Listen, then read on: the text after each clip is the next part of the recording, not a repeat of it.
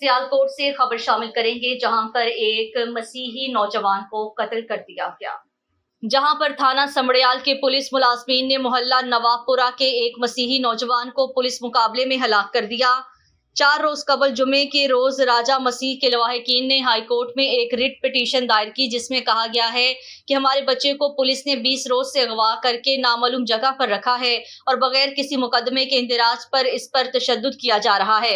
High court ने इस सिलसिले में एक बेलेफ मुकर्रर किया और थाना समड़ियाल के पुलिस मुलाजिम से राजा मसीह को बाजियाब करवा लिया गया। जुमे के रोज राजा मसीह को हाई कोर्ट में पेश किया गया और उसके बेल करवा ली गई।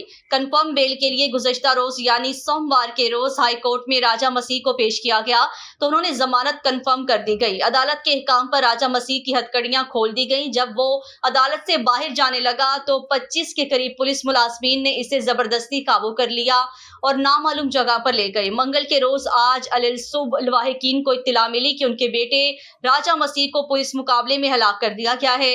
इस सिलसिले में तहसील हेडक्वार्टर अस्पताल समड़ियाल में राजा मसीह का पोस्टमार्टम किया गया, जबकि लवाहिकीन ने पोस्टमार्टम रिपोर्ट के बाद लवाहिकीन ने डेड बॉडी के हसूल का मुतालिबा किया तो लवाहिकीन को धमकी दी गई है कि उन्होंने डेड बॉडी नहीं दी जाएगी बल्कि पुलिस खुद इसकी तदफीन करेगी।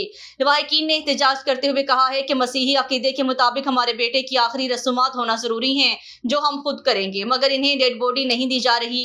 लवाहिकीन ने आला हुकाम से मुतालिबा किया है कि इस तरह के जबर और जुल्म से अकलियतों के हकूक को पामाल किया जा रहा है, हमें इंसाफ दिया जाए।